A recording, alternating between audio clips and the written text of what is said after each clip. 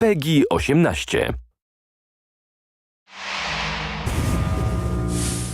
Hi everyone, my name's Alex Hutchinson, Creative Director on Far Cry 4. I'm Mark Thompson, I'm the Narrative Director on Far Cry 4. Nice to meet you. Nice to meet you as well, and welcome to Kyrat, our new fictional location. So in Far Cry 4, you step into the shoes of AJ Gale, who is returning to the country of his birth, initially just to scatter his mother's ashes before he gets caught up in what's essentially a civil war. Kyrat is a fictional place based somewhere in the Himalayas, inspired by places like Nepal and Bhutan, and a bunch of countries from that part of the world.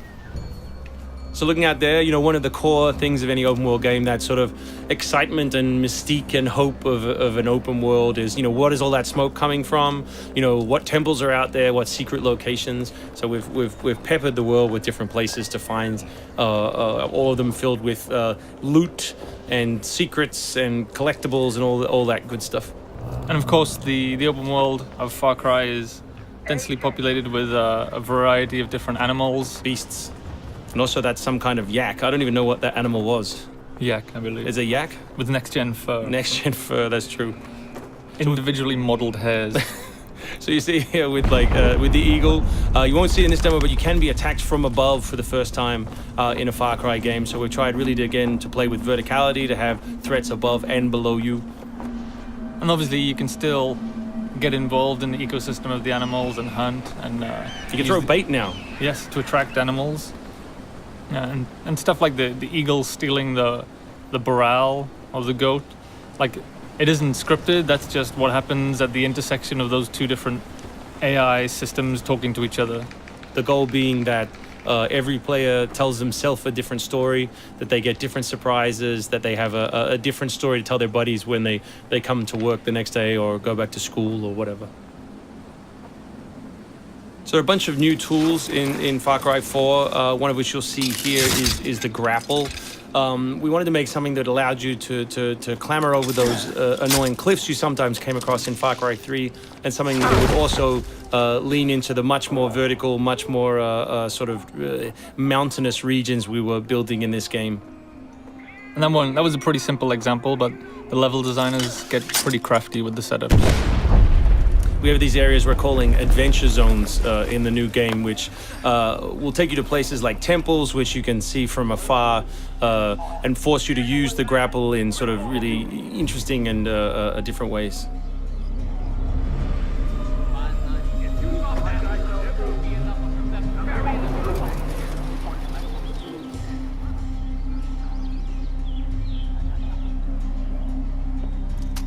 The auto crossbow is a new stealth weapon that we've introduced for Far Cry 4. It adds a little more versatility than the bow did in Far Cry 3. Obviously it sacrifices the long range for rapid fire, but it's still a super useful stealth weapon. So this is one of my favorite bits. This if you look down when you're meleeing in the new game, you kick. So you can do all kinds of fun setups such as that. Kicking things is hilarious. I expect people around the world to be kicking rocks, explosive barrels, dead bodies come November.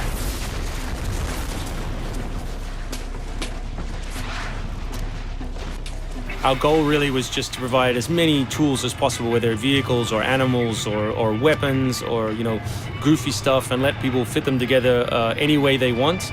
Yeah, and we've snuck a few features in that fans of Far Cry 3 I think are going to be surprised by. Drive and shoot. Yes. So drive and shoot, obviously it's a bit frustrating to be chasing someone forever and have to sort of drive in front of them, pull over and wait for them to get out. So now in the vehicles you can drive and shoot with any one-handed weapon. And you can also do driving takedowns from any vehicle, which I really like. So this idea of leaping from your vehicle into another vehicle, do horrible things to them, boot them out the side, and then continue on your merry way. You can now deliver death without even leaving your seat.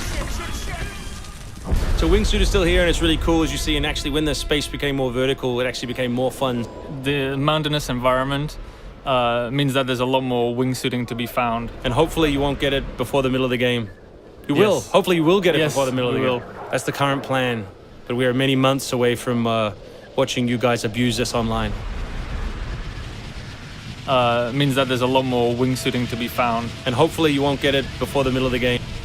So here you'll get a look at elephants. Elephants are awesome. Probably my favorite animal in the game. Weaponized in many different ways. You can drive them into a rage, watch them smash the other characters in the world, or you can clamber on top of one and drive it through the gate yourself. My favorite animal is the human animal. It's very Far Cry 2 of you, Mark. It's the Shark of Darkness. So co-op is a massive part of the new game. It's one of our big ways of opening up the open world and letting you play any way you want.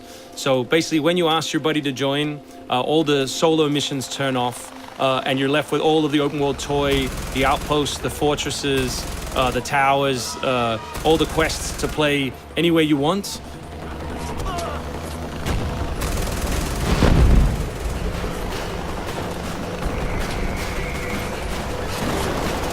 All right, let's do this. What do you think of the Buzzer, Mark, which is a small one-man helicopter? It's very red.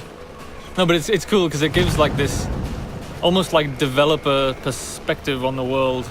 Like you normally in Far Cry 3 you could never really see an outpost, or you couldn't engage with an outpost from this kind of vantage point, which is really cool.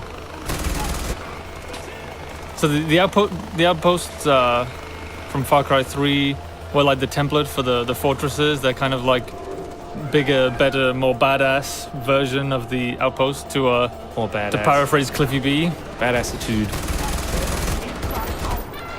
So imagine charging that vehicle, atop the elephant as opposed to just watching it happen. We spent a lot of money on that feature. A lot of money. That Perhaps was we could have put that in a video. very expensive. So thanks everyone for watching. We really appreciate your time, and we look forward to showing you a whole lot more gameplay in the coming months. The game ships, of course, November 18th worldwide on PS3, PS4, Xbox 360, Xbox One, and PC.